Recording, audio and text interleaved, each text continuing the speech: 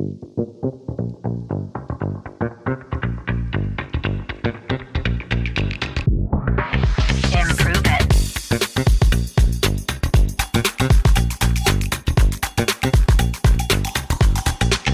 Improve it. Podcast. Hello, my beautiful peeps. It's Erin, your host. And if you're new here, welcome to the show. It is no coincidence that you have pressed play in order to improve yourself today. And if you are an Improve It peep, or even if you're new, here's a quick housekeeping item. If you have not gotten on our newsletter list, now is the time. We are giving you all the notes for every podcast right to your inbox every Wednesday.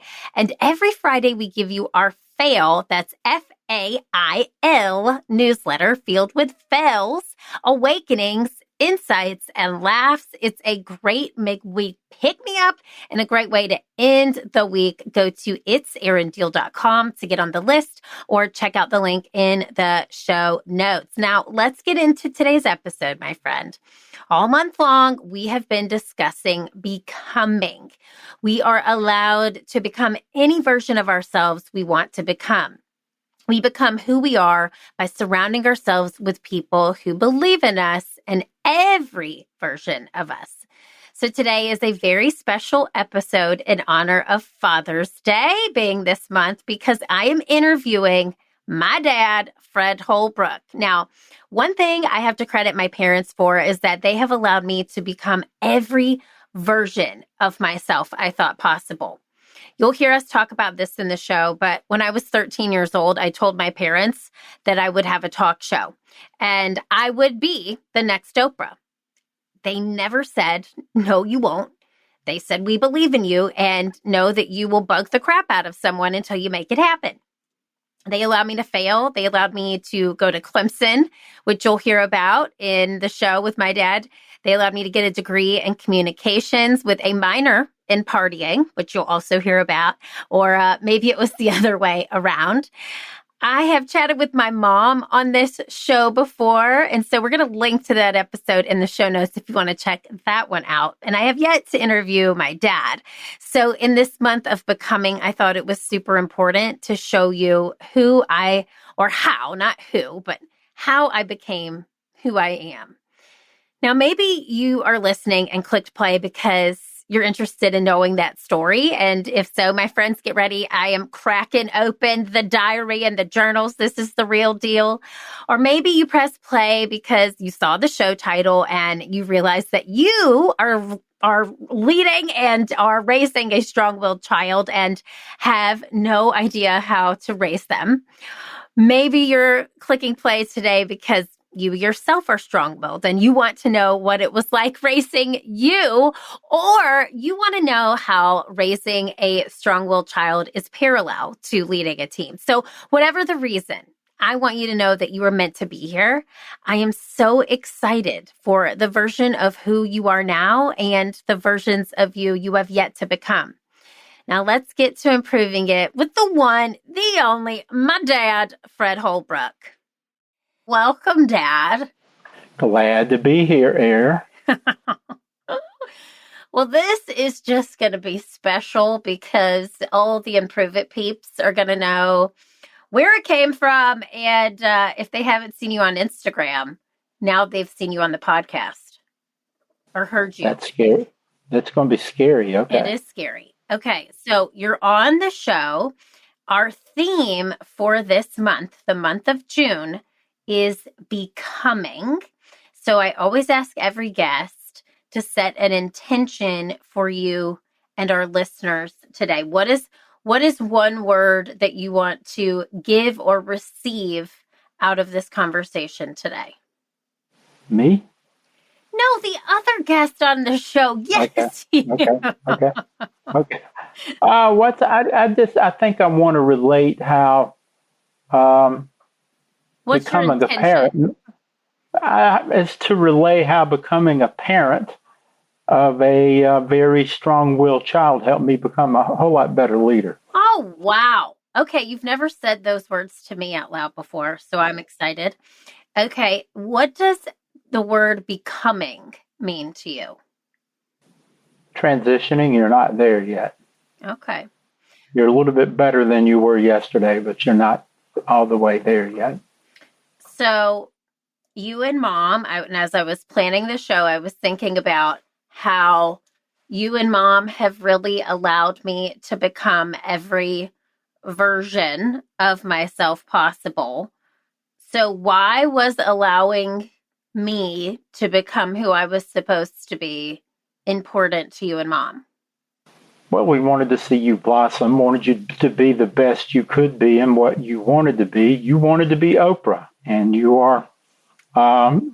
You're not exactly Oprah, but you're the next best thing. So you're doing podcasts, yeah. So well, thank you, but I will say, you and Mom, like when I told you I wanted to be Oprah, you never said no. You said we didn't flinch. Well, if anybody could do it, you would. So wow. See, this is parenting. Okay, so let's start with the challenges. What was one of the biggest challenges that you had or you faced with parenting me, and how did you handle it? You were very, very hard-headed. You would not take no for an answer, okay? We had to learn to negotiate with you, which some of your grandparents didn't agree with too much, but we learned to negotiate with you. And also, I mean, and then you could reach a hard no at some point. If you wanted to do some stupid things, we wouldn't negotiate with you with that. Some things were non-negotiable, but for the most part, we negotiated a win-win for both of us. So we would allow you to do things and yet set parameters for you too. So okay, and I want to talk about our John and I's wedding. Okay, because at the wedding, you gave a speech to the attendees, all of our friends and family, and you mentioned this book, The Strong-Willed Child. Tell the Improve It peeps what that means and what the book is about and how it relates. Well, your mom bought the book. She was very frustrated in raising you when you were younger. And so she bought a book. It's by Dr. James Dobson called The Strong-Willed Child. So we both read it. And that's where some of the ideas came with sort of negotiating with you. But I always said if you Googled Strong-Willed Child, Erin's face would show up. That's what I said at the wedding. So, well, okay. And so if somebody's listening today and they are wondering, am I a parent of a strong-willed child? What would some of the characteristics be of a strong-willed child? don't take no very well. That's a positive and a negative view. It's got you where you are. I mean, like I said, if anybody would ever become Oprah, you would, because you're determined. That's one thing. You're very determined, and nobody's going to stop you from achieving your goals. That is a very positive thing. The negatives are, you need to channel all that energy in the right direction all the time. Okay. Yep. Especially when you're younger, you could get yourself in some trouble if we didn't, probably set some parameters for you. Well, I never did that, luckily. No. We won't go into that. Yeah, Okay. we won't. That's a whole other episode. Holler if you want that one. That could go under my biggest fails. But I will say that, I mean, I guess I never realized I was a strong-willed child until you said that at our wedding. And then until I had Jackson. You had one. Okay. Until I became the parent. Apple falls not far from the tree here, girl. Yes, So. I know. And I see that. It's like watching myself in a mirror sometimes. And there's so many parts of John in there too, but like he definitely has those characteristics, and he's also super empathetic, which I feel like I'm an empathetic person. You are. You always have been. But I feel like he has more empathy than I do, even. But I also see his determination and his will to succeed and his competitiveness. It's funny because like if John and I are playing a board game together, it's like, and when we all play Candyland, like we're all like so competitive and it's Candyland, He won't play me anymore. I beat him. He won't play me anymore. He's mad. Well, okay. I want you to think about a specific moment when my strong will might have surprised you or impressed you even. Because what I'm wanting is there's so many parents who listen to this show who are trying to parent and lead a family, and then they're also trying to lead teams. And so you can take this parenting advice that we're talking about here today, and you can apply it to leading your team. But is there anything that comes to mind that surprised you or impressed you? I was trying to think of something when you were small, but I really think when you chose a college, I mean, I already had you all packaged. We were living in Michigan, had you all packaged to go to Michigan State. You decided you wanted to go to Clemson. And I didn't want you to go that far away from home, even though it would have, that's where I went to school. But you convinced me that you would be okay. And that took a lot of trust on our part to let you go there. But I think it worked. I mean, it's a matter of trust, and you build trust between, the leader and the employee, and also the parent and the child. Yeah. Well, so I want to talk about this, and I want to come back to the leader and the child for a moment so people know your career and what you've done. But I remember that. So Fred, my dad, went to Clemson. I grew up going to Clemson football games, basketball games, and then we moved quite a bit. And so in high school, we were living in Michigan, and I actually didn't get accepted to Clemson. Do you remember that? Right. I remember that, yeah. Yeah. I did not take no for an answer. I had letters of recommendation sent from teachers. I wrote this really strong essay about why I should go. And if I didn't go there, I would never know John, my now husband. I would never have danced probably at Michigan State. Clemson was just this, I just felt called to go there. But I could see that being a moment where you probably were surprised and very surprised. Yeah. Thinking about your own career. So tell the Improve It peeps a little bit of background because you're retired as of August of 2023. But what did you do prior to that? Worked, a while I had an undergraduate in accounting. I worked in accounting for, 15 years, got into operations management, moved to Detroit in operations, actually purchased my own appliance service business in 2010 and owned that for 13 years and sold that in really June of 23 and retired at the end of July. So I've been retired almost a year now. So it's, and always, especially in the operations end, I was managing up to 1,500, 2,000 employees in multiple locations. It's it taxes your leadership abilities. Yeah. And when I was younger, you traveled a lot. Like you were in India, China. When I was growing up in Michigan in high school, especially, you were traveling all the time. So I really did grow up watching you lead people and be a leader.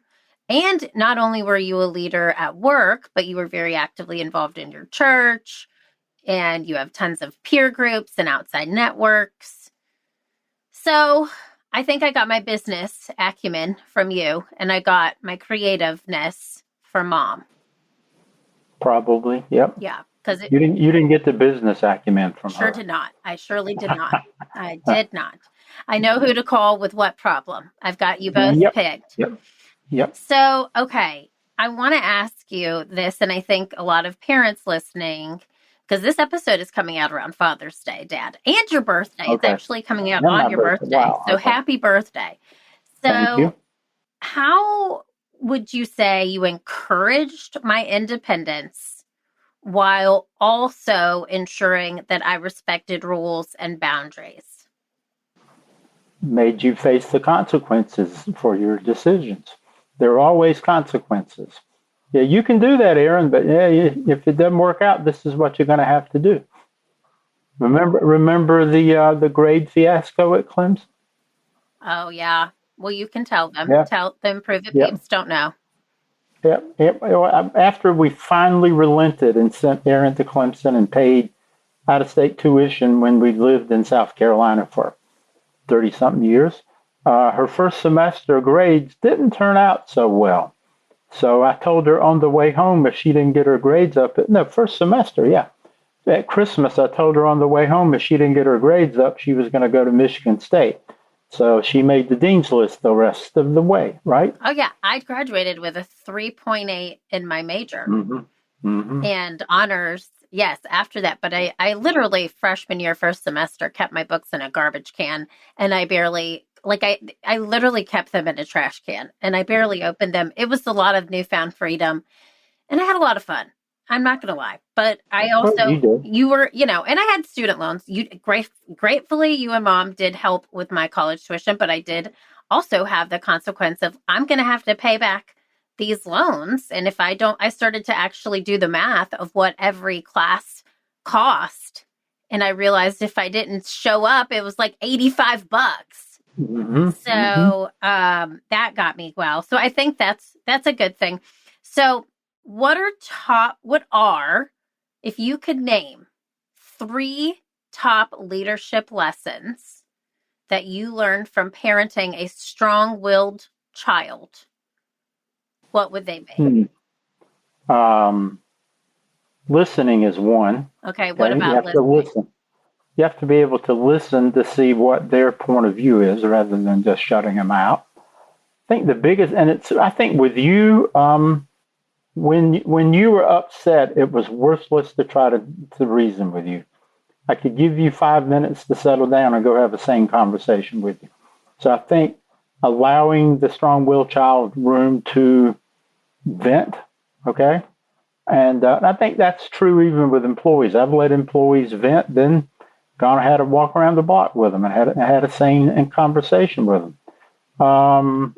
Third one is setting parameters. I think you have to know what the consequences are up front and hold the employee or the child accountable to those. Did you think I would send you to make you transfer to Michigan State? Yes, Okay. Yeah. I did. You even talked to my best friend Betsy, who was going there, and Uh-huh. told her to open up her futon because I was coming. Yep. Yeah, I Yep. did. I did. Well, and I think all of that makes sense from a leadership perspective. Listening is huge. And if people don't feel listened to, they don't feel engaged. Similarly to myself as a child being parented, I definitely felt like I needed to be heard. And I will say you and mom did a great job of that.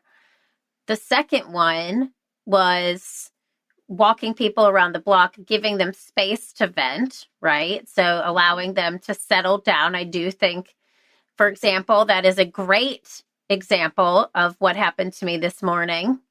John is out of town for work. Jackson was very into his feelings, and it was a rough morning. I just was I was trying to work out while he was listening to his Tony box. He tried to yell at me while I was holding really heavy weights, and I yelled at him. Like, I didn't really want to yell at him, but I was in the middle of holding these heavy weights, and I yelled at him, and he started bawling, crying, and I felt horrible, like so bad, and I apologized. And then he calmed down, and we talked about it, but I did give him that space to talk about it. And then I had to give myself literally a walk around the block because I needed to come back to my own center because I was so emotional that I made him that upset.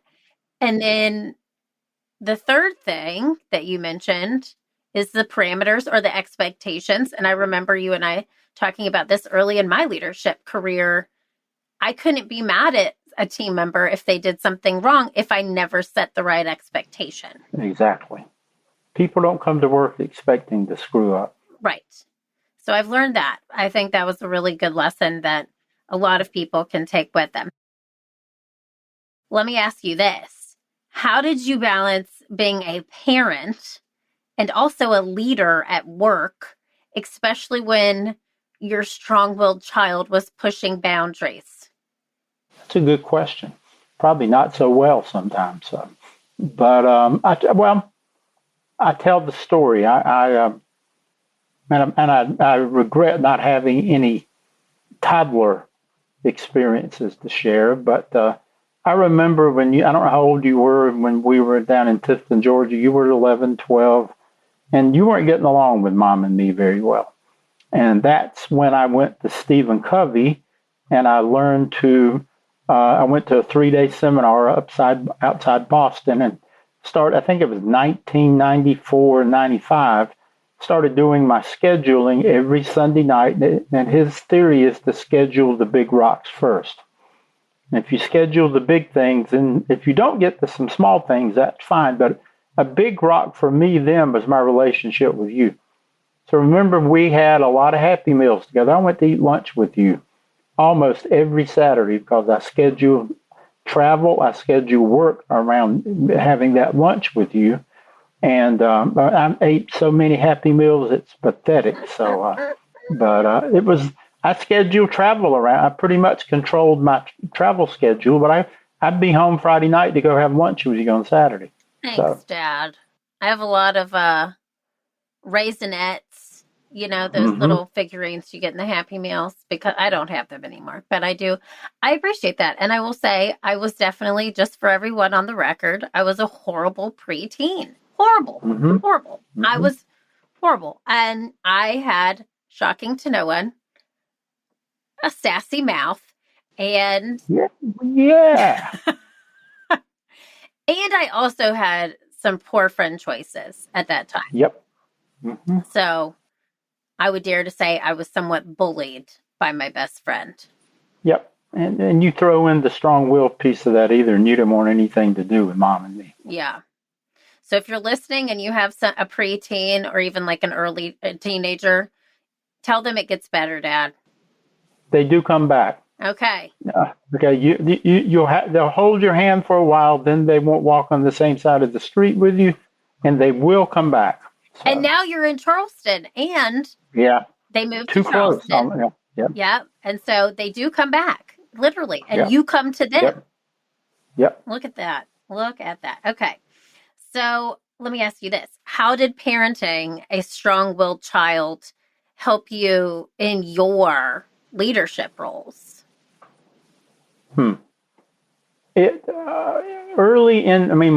Before I started managing manufacturing locations, believe it or not, Erin, when I was in accounting, I would have 7 or 8 salaried clerical people. I had a lot of trouble giving negative feedback. A lot of trouble. I could give all the positive in the world, but giving negative feedback, having you solve that. Oh, thank you, Dad. No, but great. But you have to be able to do it as a parent in a loving. You can give negative feedback in a positive manner. Yeah. Does that make sense? Yes. I have trouble with that too. I really did. In the beginning of my career, I was super people pleasy.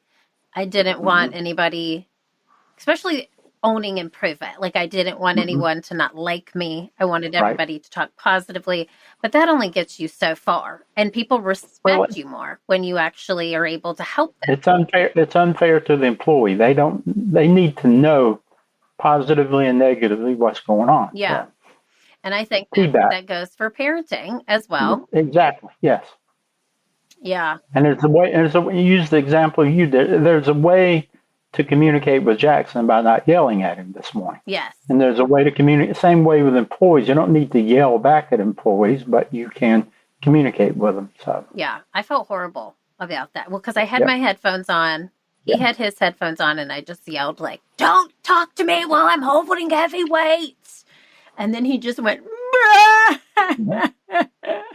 and the rest is history. And then I felt like the worst parent in the world for approximately 2 hours. And then I went for a walk and I got over it. All right. Well, okay. Let me ask you this. What advice would you give to any leader listening today about managing strong-willed team members? Listen, set parameters, hold them accountable, give them feedback, negative and positive. They need both. They probably need more positive than negative, but the negative needs to be handled in a positive manner with them. But you can't let them set their own, they'll run all over you. You need to let them set their own parameters. Or no, you don't need to let them set their own parameters. You need to be very clear expectations, and you need to follow up with them. Yep. Brene Brown said, clear is kind. And I use that a lot. Exactly. Yeah, clear is kind. Yep. Okay. Clear is kind. Yep. Now, it's only fair to both parties. I agree with that. And I have learned that because I have learned, well, there's the book Radical Candor, which I love, which we've had Kim Scott on this show twice, the author of that book. Praise in public, criticize in private, and also give feedback when feedback is due. Don't wait, because the longer you wait, the less impactful it will be. That has been really hard for me as a leader because I also hate confrontation and conflict. I want the world to be happy, but it can only be happy if all expectations are met and communication is clear. So I'm with you, Dan. Both parties have to be satisfied. Yes. And if you're clear and kind with your feedback, you expect the same from your team. Honestly, if you don't, and we've had somebody on the show, I can't remember which guest said it, but they said, if you're not getting feedback from your team, you have a culture problem. Right. So. Well, I go back to my Stephen Covey days, but I've had several, what they call 360-degree feedback. He calls that the breakfast of champions. Yeah. When you get feedback from your employees, from your peers, from your boss, it's pretty humbling. That's right. So. That's right. And I every 6 months, my team and I do that. We do a review of them and they do a review of me. And that's how change has happened in this organization because I've been given the feedback I've been given. So, okay. If you could go back in time, Dad, what is one thing you would do differently in terms of leading and parenting me? Oh, man. I can't wait for this. I'm going to record this on my phone to send to my brother. One thing I would have done differently, steered you in a better and probably set better direction with your choice of friends that you were talking about. In middle school? Put the hammer down, and it would have been a war. Yeah. It would have been a war, but but I think you learned that this took a couple of years to learn. It was a hard lesson to learn, but there was a lot of damage done in the 2 years, let's say. Yeah. So. And I'll give context to that. I'm not afraid to do that. So we lived in Tifton, Georgia at the time. I was in middle school, about 6th and 7th grade to be exact. And I had some friends who lived close to our home who went to school with me, who were very bad influences, who I partook in alcoholic beverages with at a young age, might have had a cigarette or two. Dad knows this. I'm not giving him anything he doesn't know. And also just made poor choices. I was mean to people because of her. She was horrible to me. She called me Pinocchio because she said I had a big nose, and she made everybody on the bus go, Pinocchio, Pinocchio, does your nose grow? She took things of mine and tried to ruin them and call me on the phone to tell me she was ruining them. She was a very not kind person, and I wish her well today. But ultimately, that, I'm sure as a parent, was very hard to witness. And it was really hard for me because I knew this wasn't the right type of person. And I did correct myself when our middle school joined with the other middle school in junior high. My other friend and I left this toxic person and created some new friendships, and it was really great. That was actually really a great lesson. It was a rough 2 or 3 years there, yeah. Yes. But, also, you're right. It would have been a war because she was like everything to me at that time, So I get it. I hope I don't have to face that. I might. We did have a spy spying on you. I know. Next door. Yeah. You've told me. But she didn't know it all, Dad. Just so you know. I know. Okay. I know. Right. I know. She knew enough. Yep. Okay. It wasn't great. It wasn't great. Okay, so let me do this. This is called Minute to Win It at Improve It. I'm going to ask you a series of questions in a minute. And in a minute, I want you to give me either 1 or 2 word answers. And we're going to see how many of these 7 questions you can answer. Are you ready, Okay. Dad? I'm always ready, Erin. All right, here we go. Okay, your favorite book? 7 Habits of Highly Effective People. Best television show? MASH. I knew that. Best podcast you've ever listened to, and besides your daughters, which you've never listened to. Besides my daughter, it was a Stephen M. Covey podcast on Speed of Trust. Okay, song that makes you cry. Oh, Lord. I don't know. It's by Sawyer Brown. The one where the little boy leaves home. Cats in the Cradle? Yeah, use that one. Okay. Okay, all right. And then if you weren't retired, what your dream job of all time would be? My dream job of all time would be, I don't know, probably be like a athletic director at a university or like sports information, something in sports. Bing, bing, bing. Time is up. Good job, Dad. You got them all. Okay. And I'm sure that sports team would not be Clemson University. No, not at all. Not at all. Not at all. Not Just at so all. you know, my dad is like a diehard Clemson fan. They go to every home game. He was in the band. I was the rally cat. And then also, fun fact, my brother went to Clemson, my younger brother, my husband and his younger sister and her husband and his older brother all went to Clemson. And my sister-in-law, my brother's sister, or my brother's wife, Shelly, went to Clemson. So we're a big Clemson family. Okay. Now, let me ask you this. This is a question we ask all of our guests. What is your it? We say it, improve it. Your it is your purpose, that thing that you do, that you are put here on this earth to do. Fred Holbrook, what is your it? To give back to society. I mean, and I gave through my job. We were very charity oriented. But I mean, my work with the church was not for me; it was for giving back to the good of the world. That's right, Dad. Servant leaders. Servant leaders. We have it. Yeah, it took me a while to learn that, but you're a servant first. That's right. Okay, and then final question: how are you going to improve it today? I am going to complete that. No, I'm not going to complete. I'm going to continue setting up our house. We just moved 2 weeks ago. So we've still got, I won't use that word, we still have boxes all over the place. I'm going to try to make a bigger dent in it today, okay? Who helped you set up your kitchen, though? John. Okay. Jackson. Okay. Yep. Okay. Yeah, the kitchen has your fingerprints all over it. That's right. It's very organized. Everything is in the same place it is at your house, so it's easy for me to find. There you go. Okay, yep. Dad. Well, if anybody wants to connect with you, because you're going to be famous after this. I'm sure. Where can they find you? Facebook, Instagram, email, phone. Okay, what I'm going to do, Call Erin. Yes, She can connect with me on info at Learn to Improve It, and I will copy you into my dad if you have questions on leading a strong-willed child. And I am doing a little consulting these days, so I would not mind doing that. Okay, everyone, you've heard it here first, and he uses a lot of the Stephen Covey principles. Yep. In the consulting, mostly in the what space, Dad? What industry? Mostly in manufacturing and service industry. Yep. Fred Holbrook. He's for hire at his retired rate. Yep. Okay. Well, Dad, I'm glad you were on the show. I feel like glad to do it. We talked a lot.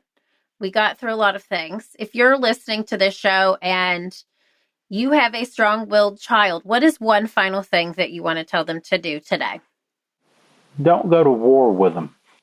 No, every battle is not worth the war.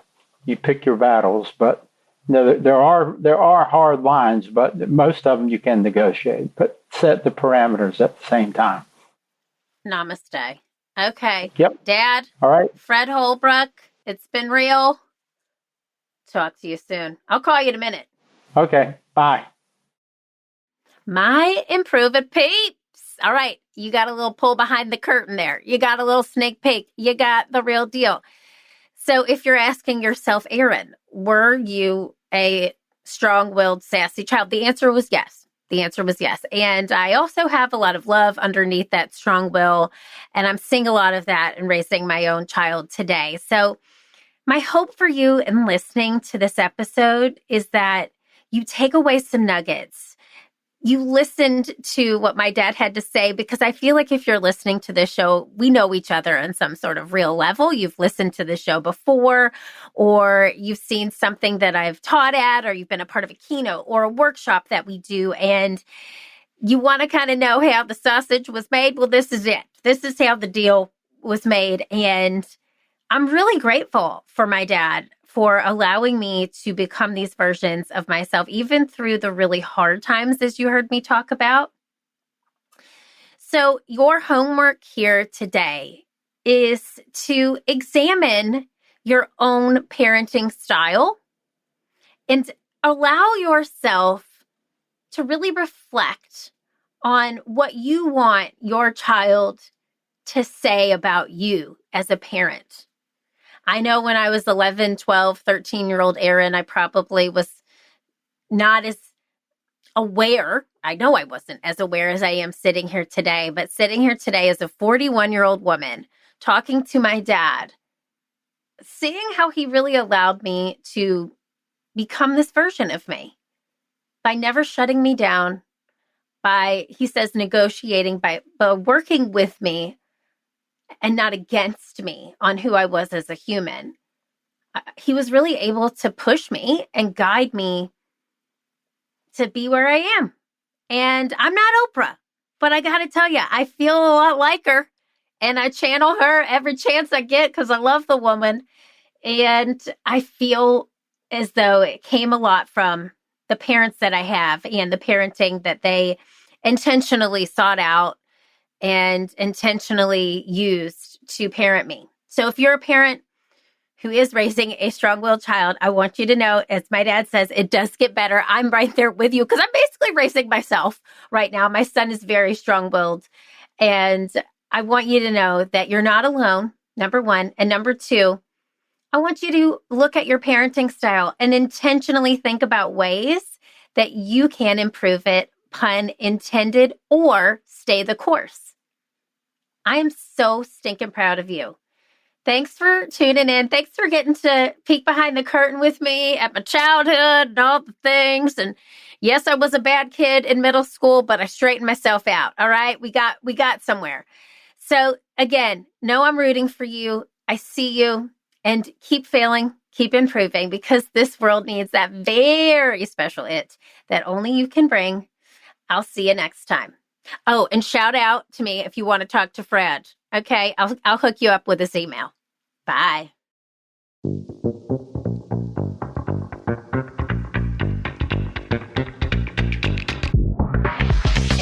it.